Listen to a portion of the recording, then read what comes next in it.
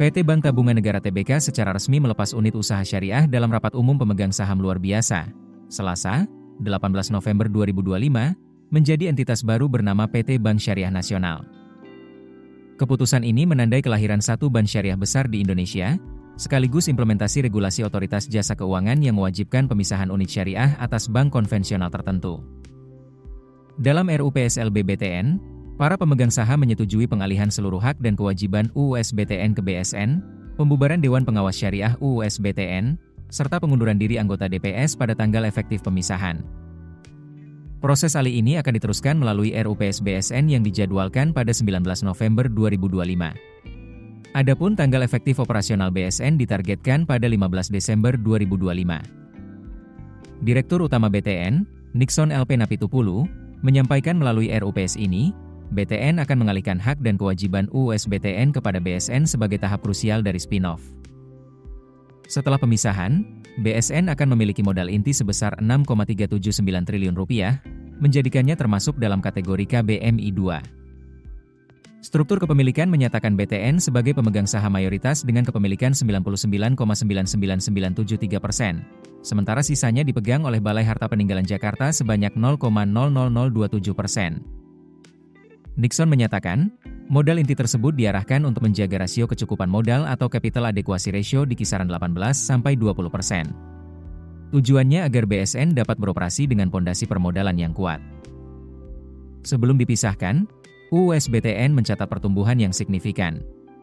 Per semester 1 2025, BTN Syariah membukukan aset Rp65,56 triliun, naik sekitar 18% dibanding periode sama tahun sebelumnya. Sementara pembiayaan sebesar Rp48,46 triliun, tumbuh sekitar 17 hingga 18% secara tahunan atau year on year. Dana pihak ketiga sebesar Rp55,23 triliun, naik 19,8% dan laba bersih Rp401 miliar di paruh pertama 2025, tumbuh 8,3% dibanding periode sama sebelumnya.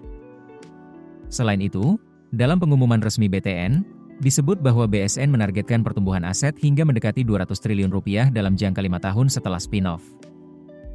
Proses spin-off ini didasari oleh Peraturan OJK Nomor 12 2023, yang mengatur bahwa bank konvensional wajib memisahkan unit usaha syariah yang memiliki aset minimal Rp50 triliun atau nilai aset yang memenuhi proporsi tertentu.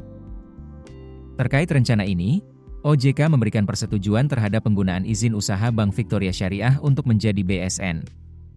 Sebelumnya, Victoria Syariah diakuisisi oleh BTN sebagai bagian dari persiapan spin-off.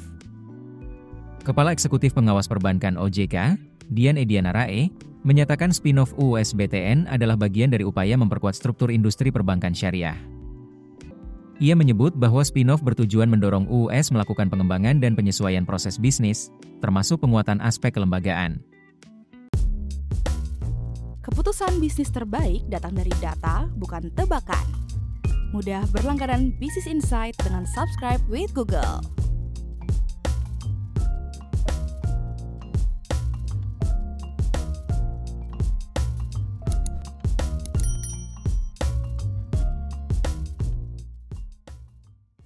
Download aplikasi Kontan sekarang di App Store atau Play Store.